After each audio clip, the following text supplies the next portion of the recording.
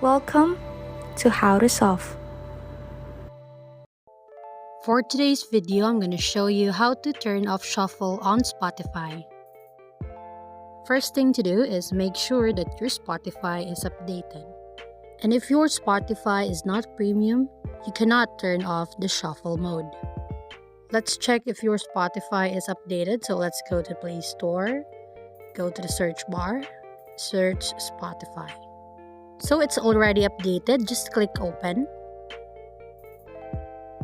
So as you can see, we're on Spotify now. And then we need to find the shuffle mode.